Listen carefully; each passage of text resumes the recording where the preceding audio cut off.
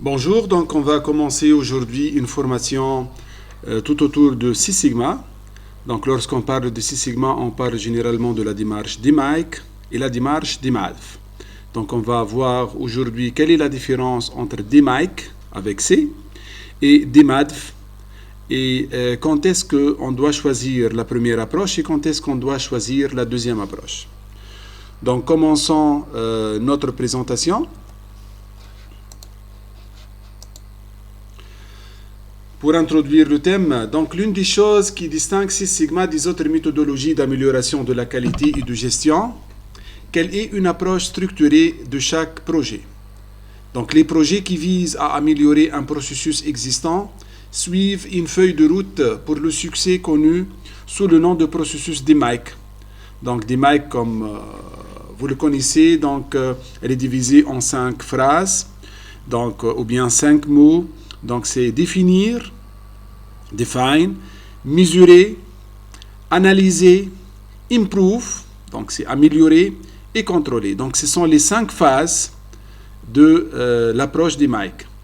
Les principales activités d'un projet DMAIC comprennent en premier lieu l'identification des inputs ou des causes critiques, ce qu'on appelle les X, qui créent le problème Y. Donc on doit mettre notre projet sous forme d'une fonction f de x égale à y. La deuxième chose, c'est la vérification de ces causes, donc le brainstorming et la sélection des solutions. Et enfin, la mise en œuvre de la solution et la création d'un plan de contrôle pour assurer l'état amélioré et maintenu. Parfois, la correction ou l'amélioration d'un processus n'est pas la bonne façon d'obtenir une amélioration durable pour l'organisation. C'est-à-dire, même en mettant des corrections, on ne peut pas arriver aux objectifs ou bien aux résultats mis à l'avance.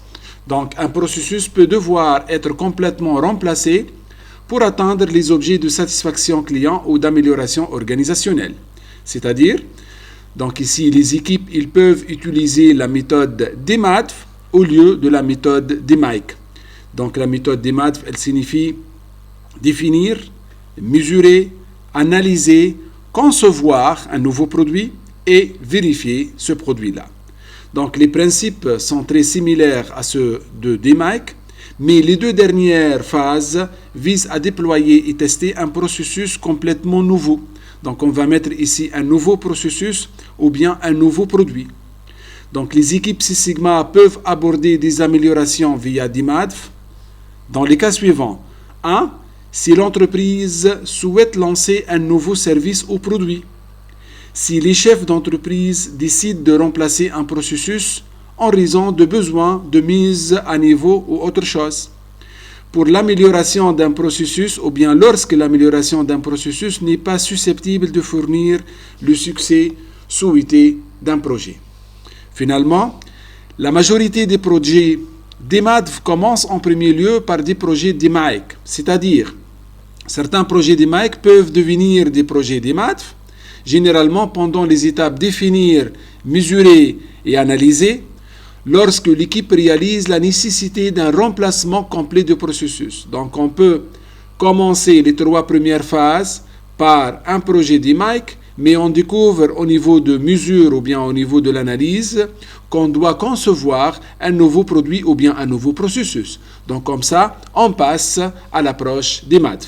Certaines équipes utilisent l'approche DMADV, mais elles utilisent le langage associé à DMAIC pour rationaliser l'éducation Six Sigma à tous les niveaux de l'organisation. Donc on trouve le cas dans des sociétés qui utilisent l'approche DMADV, mais sous le nom de DMAIC pour ne pas perturber le travail de l'équipe.